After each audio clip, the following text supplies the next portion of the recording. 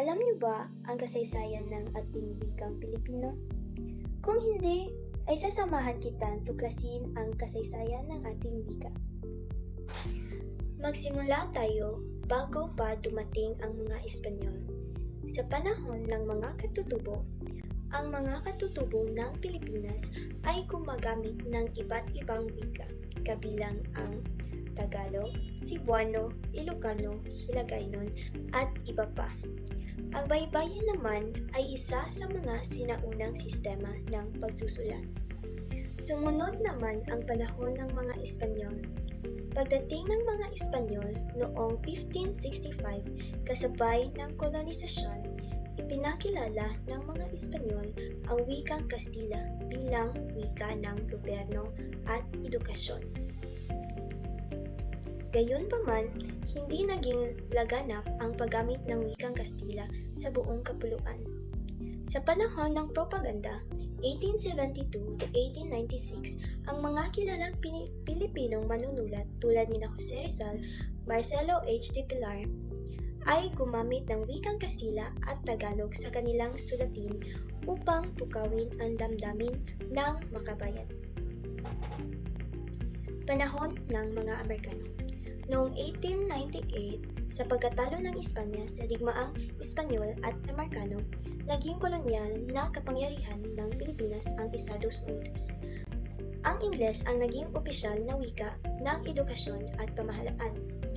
Noong 1935, sa Ligang Batas ng Pilipinas, inaatasan ang Pambansang Asembleya na gumawa ng mga hakbang tungo sa pagunlad at pag-adapt ng isang pambansang wika batay sa isang umiiral na katutubong wika.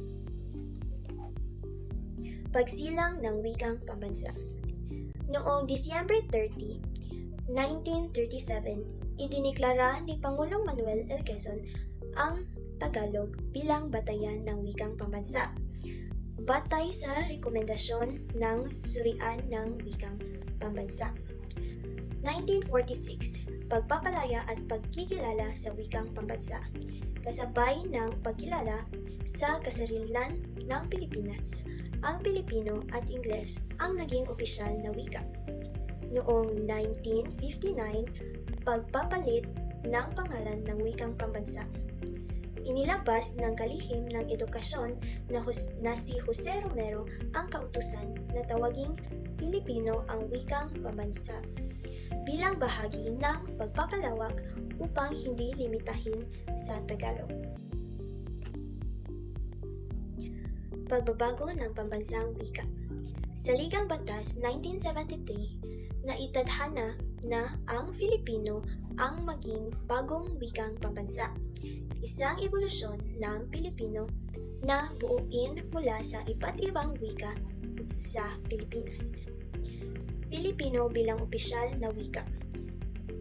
Ang Saligang Batas noong 1872, itinatag ang Filipino bilang pambansang wika at opisyal na wika ng Pilipinas, kasabay ang Ingles. Ipinahayag na ang Filipino ay dapat payabuhin at payamanin batay sa umiiral na mga wika sa bansa at iba pang wika. Buwan ng Wika.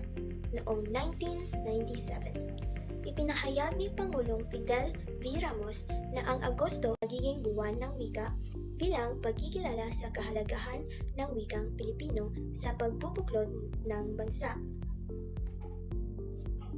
Sa kasalukuyan, ang wikang Filipino ay hindi lamang isang kasangkapan ng komunikasyon.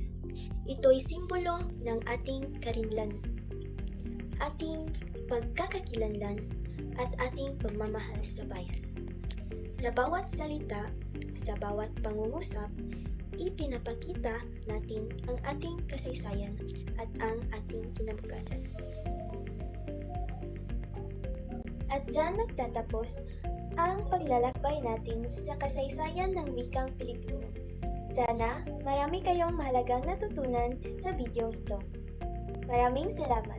Paalam!